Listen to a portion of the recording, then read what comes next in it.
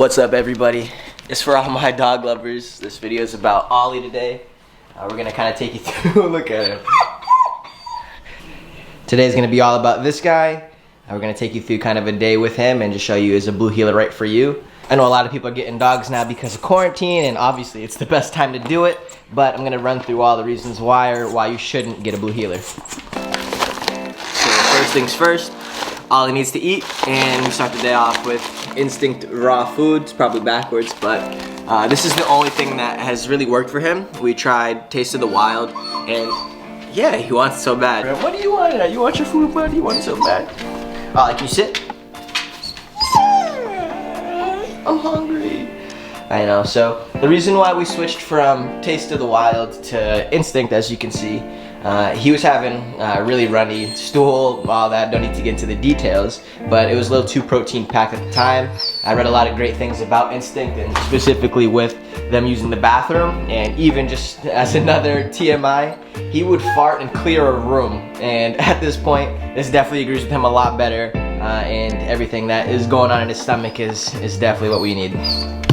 And really the best part about it is just seeing the proof in the pudding, you know, seeing him pooping better, farting better, running better, having more energy, and he really begs for this food. I know he shouldn't, but you know, he really loves it. Yeah, buddy.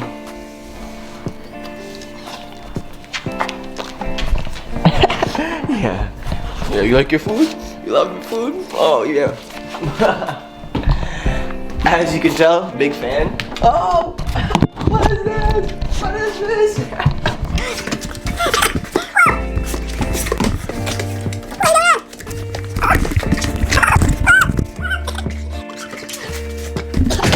You may not want a blue heeler because of things like this. I really think the thing about Ollie is that he attacks you with love. And that's why we're trying to train him out, trying to show him how to show love politely. But really, he just jumped on me, licked me from my freaking head to my feet, nibbled on my ear, and just went off. So, as you can tell, we use an e-collar. I know there's people in two different camps about it. I know some people hate it, some people love it. And it's all about whatever dog you have, to be honest. And I'm working with zpinacv. They're some of the best dog trainers in Massachusetts. You can look up their videos. They've been on Leno, Letterman, all those night shows and all that stuff because of how acclaimed they are. But really, you know, the difference is he loves being off leash, and I barely use it. Watch, I won't even use it. Ollie, come. He's responsive. We've done the training, and at a certain point, we just put it on vibrate so that if we need to communicate with him, we can. And it's really just more of a communication tool than a discipline thing. So people have, you know, the wrong impressions, wrong ideas of a lot of things. And this is definitely a beneficial thing for Ollie.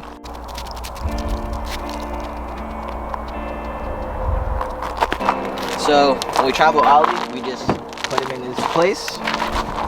Ollie, come. Not there, come. We have Rec Specs. We're not sponsored, but if you do, we would love that. We're gonna get new lenses for him soon because he gets them pretty dirty, but Ollie, come here. Come here, buddy. And when he knows he's going, he just puts his head in there. Yeah. Good boy, huh? Good boy, you know we're going? You know we're going? Yeah, okay, buddy, let's go.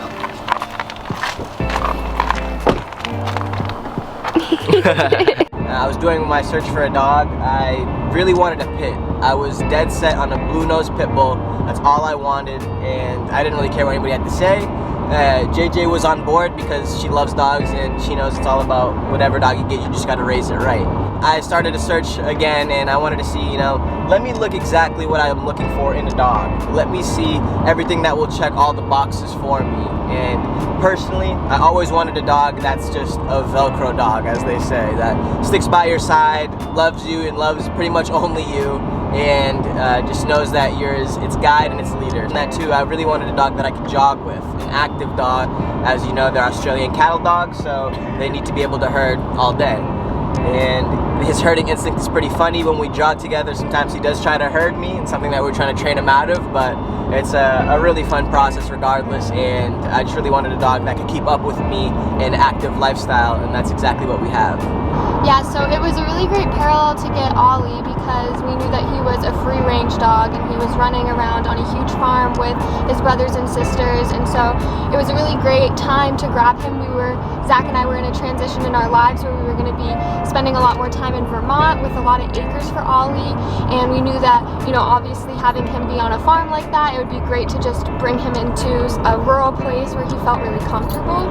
And my heart has really been open to fostering potentially in the future. So with Zach and I having 13.5 acres, it could really benefit Ollie to have that, you know, experience when he's younger, and then really help dogs later when I decide to have, you know, maybe 10 or 15 dogs on a huge, you know, our huge lot of land. Yeah, so. And we technically have 3 different plots that we're thinking of, and I think we're going to dedicate one plot to kind of a recreational plot and have a pool, and I'm thinking about building a huge doghouse. I don't know how many it could fit if she's talking about 10, but I'm going to build a doghouse for Ollie and whatever dogs come. My mom left Ollie alone.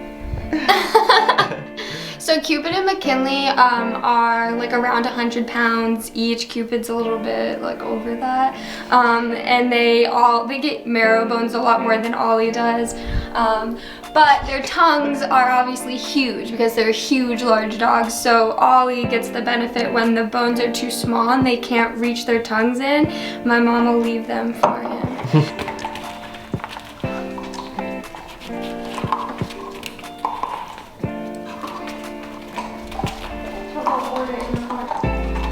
What are you doing, dude?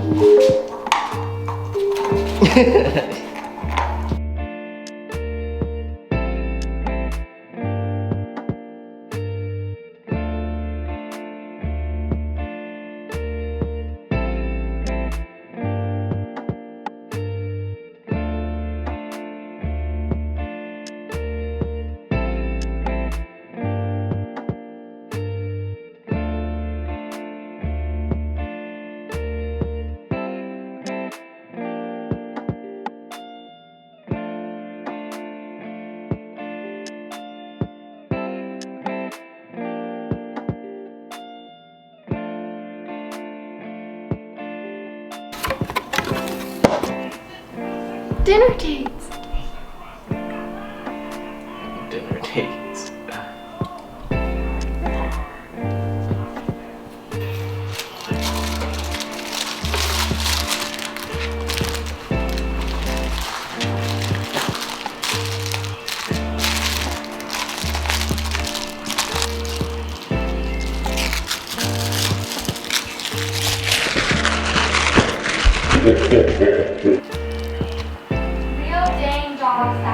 Dogs sneeze when they're having fun. Don't just say bless you, throw the dang tennis ball. Did you know that? So it is now the next day. We're about to fetch with Ollie, show you where he's at with that. I'll show you some tricks that he knows. And then lastly, we'll just get into maybe reasons why you wouldn't want a blue heeler. So as you will shortly see, throwing the ball is Ollie's job. Cattle dogs all need something to keep them occupied, or they'll figure out something themselves, and usually it's something destructive. So you definitely want to make sure that you get all their energy out. You play with them at least 2 hours a day, and that may be something that's a little bit too much for you. Me personally, we can be out here all day. I'll grill, I'll hang out with him and throw the ball with him, I'll throw it inside, but we always make sure that we get his energy out. Ollie, drop it.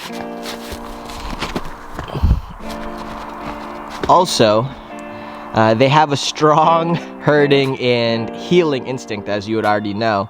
And when I first heard about it, I didn't think it was too crazy, but it is no joke. When they're puppies, they will go straight for your ankles. They'll try to play with you, bite you right on your Achilles. They don't care. That's how they have fun. But really, at a certain point, we really had to train them out of it.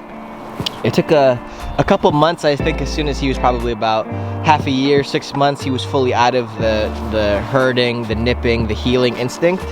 But I guarantee that if I was to put him in front of cattle right now, he would definitely nip at the heels. And probably the last thing is that he is super vocal. He will tell you if he's not happy. He's gonna let you know. He whines, he growls, he barks, he speaks, he does everything. He tries to be like a human and speak in full sentences.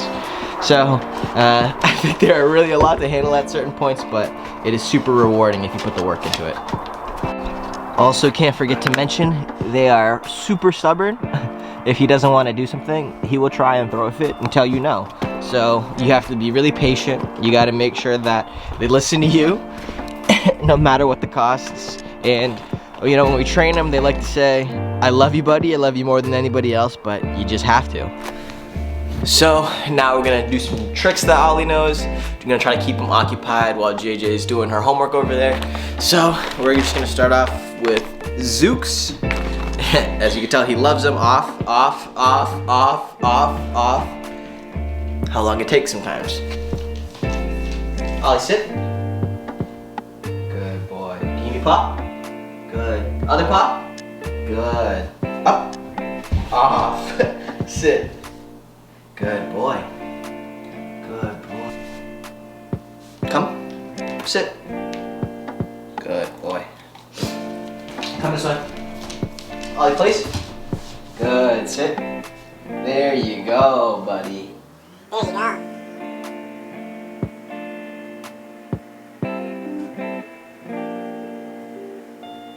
Off.